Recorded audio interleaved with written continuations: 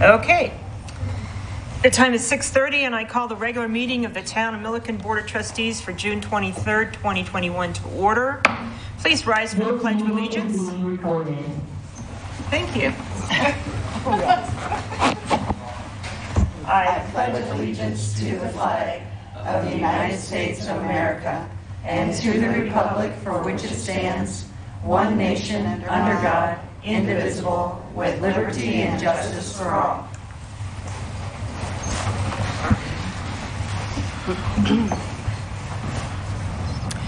Will the town clerk please call roll? Trustee Wakeman. Here. Trustee Granquist. Here.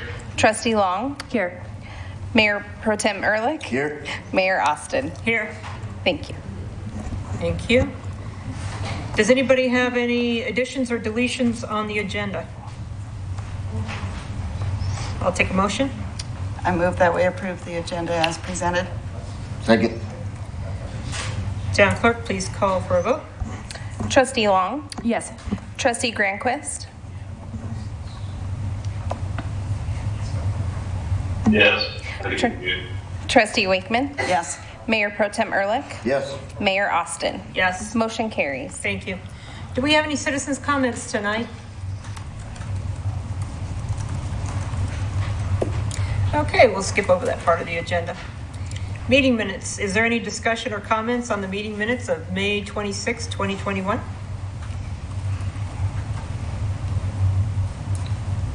Hearing none, I'll take a motion.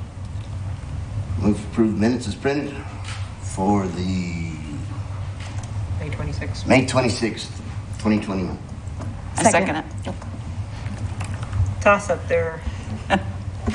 You're Amanda. Town clerk, please call for a vote. Trustee Granquist.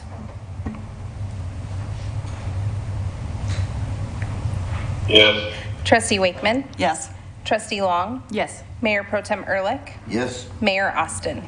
Yes. Motion carries. Thank you. Any questions on the paid list of bills?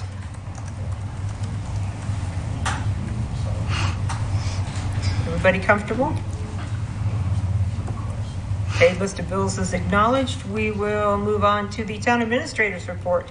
Town Administrator Cheryl Powell. Yes, Mayor, thank you. Well, today was a fun day, actually, at the town hall. Kathy Kinsfather, our senior coordinator, had a welcome back luncheon for the seniors. And it was so nice to see all the seniors that were present today. It's been pretty quiet around town hall, and so we've been missing the senior community on Mondays and Fridays. But today was a special day, being Wednesday. So lunches were provided for free, and they had live music. A big band, yeah. They were dancing, just really enjoying themselves. So it was a very pleasant day for the rest of us that got to listen and sneak a peek at the seniors doing their dances and so on. So anyway, so hats off to Kathy for putting that together and all the seniors that came today.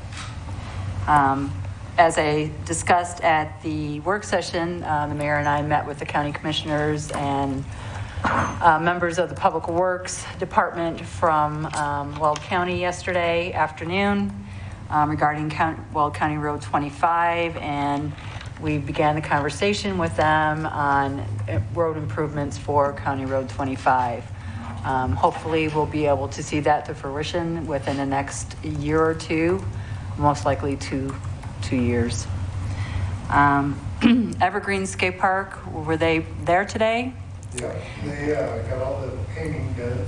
We're on the ceiling. Okay, so Evergreen was at the skate park doing painting that needed to be done at the park and then sealing the park. So that way we keep up on the maintenance for the park and it stays in good shape. So thanks, Keith, for getting that taken care of. Outlot D in Colony Point will be having trees installed on Thursday. I believe they were picked up today, or they're being picked up tomorrow. They're getting delivered tomorrow night. Okay, so they've been digging holes for the trees. So those will be installed there. The cameras are up and running in Lola Park. They seem to be operating fairly well.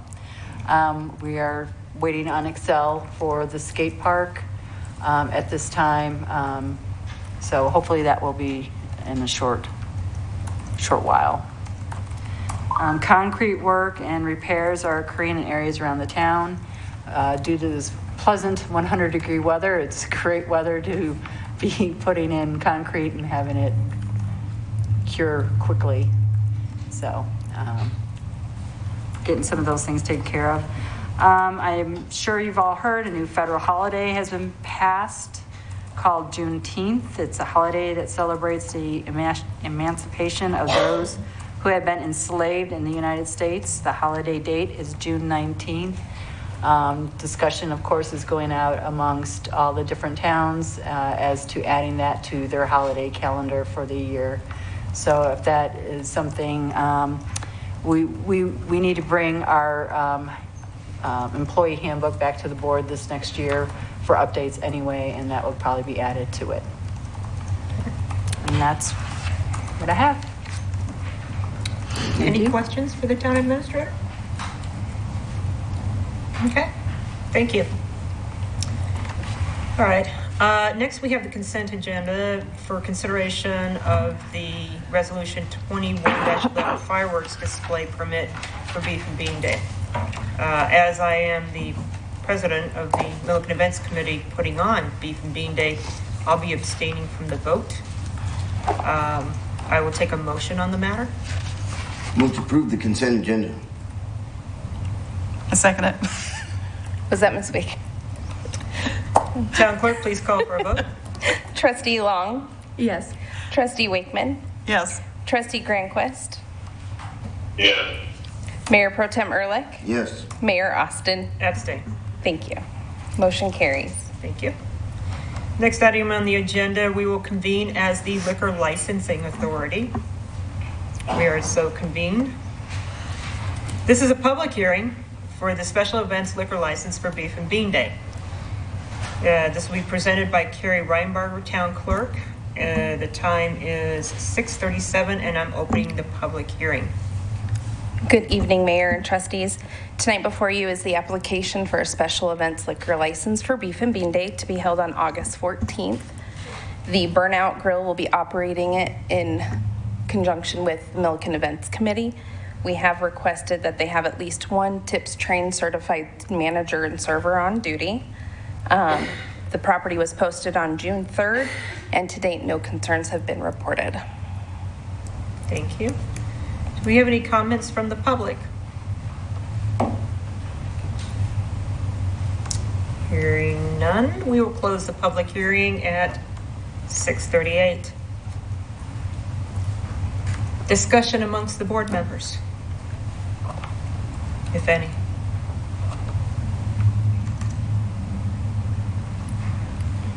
Any concerns? Trustee Wakeman? So where will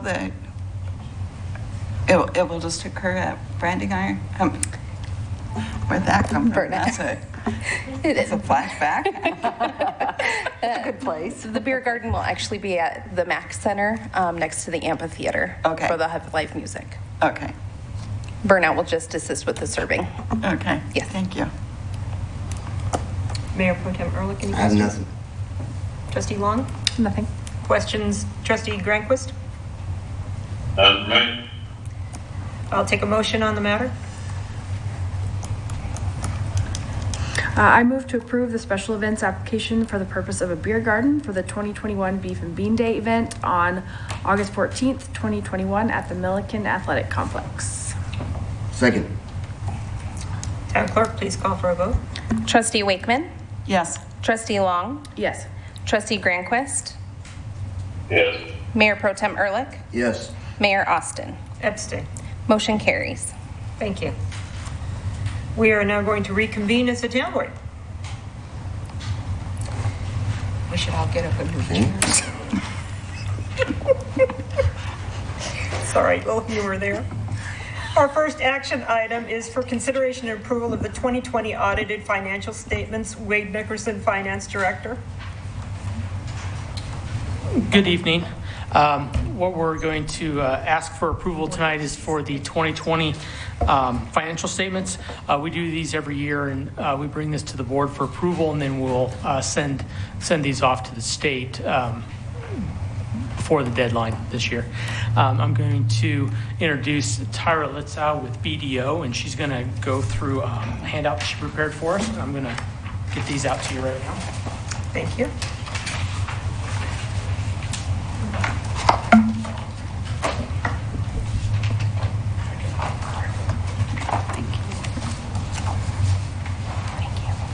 Thank you, Wade.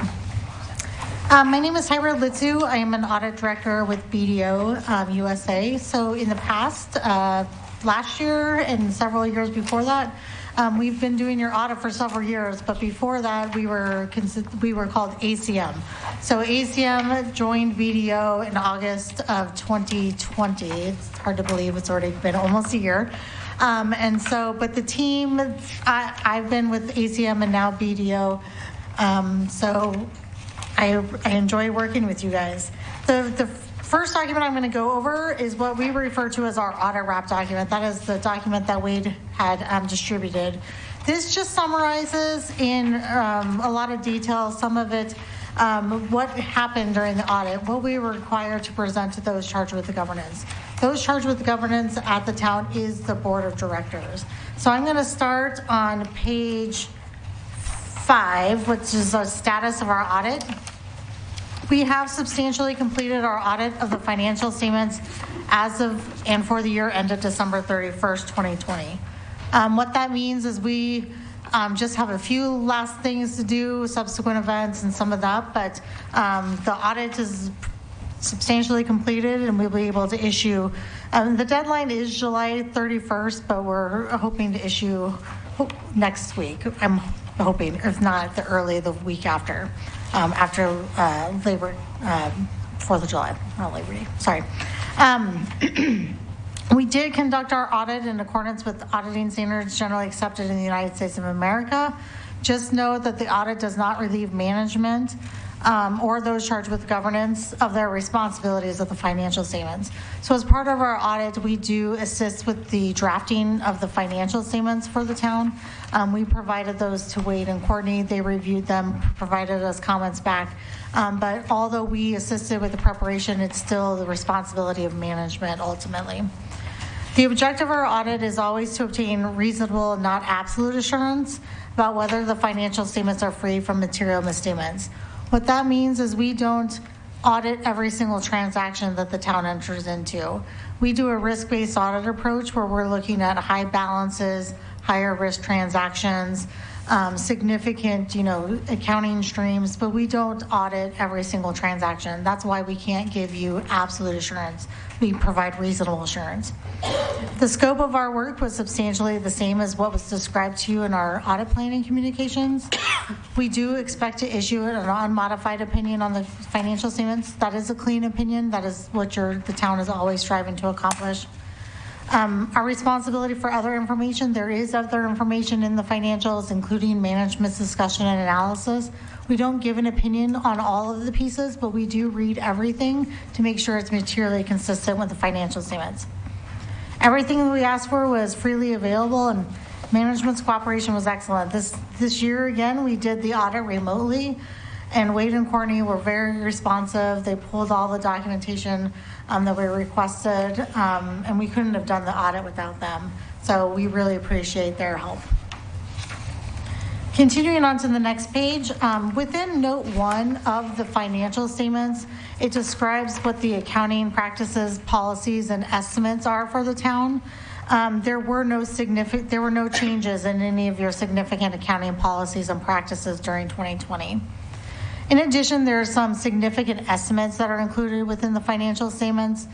At the town, those estimates really are the useful lives of your capital assets. When you purchase a capital asset, you estimate how long that useful asset will have life and how long you'll use it. And then you kind of allocate that asset value as depreciation over the years. So that's your biggest estimate within your financial statements, and there was no changes to the estimates for the town during the year. I'm going to skip the next page and go on to page 8, the results of our audit, we did not identify any correct and misstatements, so there were no adjusting journal entries this year, and we didn't have any uncorrected misstatements either, those that we brought to their attention. So there were no adjusting entries. Continuing on to page 10, as part of our audit process, we do gain an understanding of the internal controls over financial reporting at the town. We do this as part of our planning process. It helps us with our risk assessment. It also helps us to look at maybe areas that are considered significant with those. But we don't actually give an opinion on the town's internal controls. If we were to identify any internal control deficiencies, we would bring those to management's attention, and anything that would be designated as either a significant deficiency or a material weakness that's defined on this page. Really what a material weakness is, it's a deficiency in the internal controls that would not prevent or to be able to detect a material misstatement in the financial statements. A significant deficiency is less severe than a material weakness, but we would be required to report those to the board. And this year we did not have any material weaknesses to report to the board. The next few pages are just some other required communications. You can look at those in more detail, but this really just emphasizes that we didn't have any changes in our planned audit strategy. We didn't have to reach out to any other specialists to perform the audit. All the audit team was able to do everything. We aren't aware of the town accounting department going out to any other accounting departments or audit firms. We didn't identify any significant difficulties, and there was nothing else that we needed to bring to the attention of the town's board. The last page I'll go through is on page 14. And this just affirms that we're independent in both fact and appearance. That's detailed in our engagement letter that was dated in January 14th. So just to kind of go back a little bit, last year we did have a material weakness in the internal controls, and we did have a lot of adjusting entries. And this year we didn't have any. So that just shows that Courtney and Wade did a really good job this year with the financial statements. So again, we appreciate that. So continuing on, I'm going to go through at a high level the financial statements. These financial statements were provided in your board packet. So if any time you have any questions based on your review or anything that I discussed now, please feel free to ask me any questions. I will start with our auditor's report, and that is on, it's not page numbered, but it's the first 2 pages. It says independent auditor's report. This auditor's report does look differently than the ones in the past. There was new auditing standards that we adopted as a firm. And really what it does is it's emphasizing the most important things. The most important thing to management and those that are reading the financial statements is our opinion. So that's first, whereas before it was further down. And this just says that we have audited the financial statements, and based on our audit and our opinion, we believe it's material with and it's presented fairly. So that's the first thing. The basis for our opinion is that we did it in accordance with generally accepted auditing principles in the United States of America. Like I mentioned in the last document, the responsibilities of management is still responsible for these financial statements. And as well as now it's detailing out that management's also responsible to evaluate whether or not there's any conditions that would indicate maybe that the town would not be able to exist after a year. We didn't find any issues with that. On the bottom of this page and the start of next page, it does give more information about what our responsibilities are for the financial statements. Again, it's to do the reasonable assurance whether the financial statements as a whole are free from material misstatement. Continuing on the next page, this was always part of our auditing standards. It just never was detailed out in the financials. We do maintain professional skepticism throughout the audit. We do the risk assessment of material misstatements. whether due to fraud or error. We obtain an understanding of the internal controls. We evaluate the appropriateness of accounting policies. And again, we look for that substantial doubt about the town's ability to continue as a going concern. So these things were always addressed in our audit wrap document, but now they're in the financial statement, in our opinion. So I just wanted to kind of highlight those differences from last year. Starting on page 3, continuing through page 9, is management's discussion and analysis. I would say for the users of the financial statements, this is probably the most important piece of the financial statements, because this is the part where it shows comparative information. It will show you both 2020 information as well as 2019, so you can see year over year how it, what your trends were. It does provide, from management's perspectives, what happened during the year, what caused, any significant increases, any significant changes. So I won't go into that in a lot of detail, but I do encourage you to read that part of the financial statements, because I think that, the rest of the financial statements are very technical in accordance with the accounting standards, but this is really from management's perspective of what happened during the year. On page 10 shows the statement of net position for the town as a whole. You will see that this one shows all of your assets as well as all of your liabilities, and then what your net position is. So you do have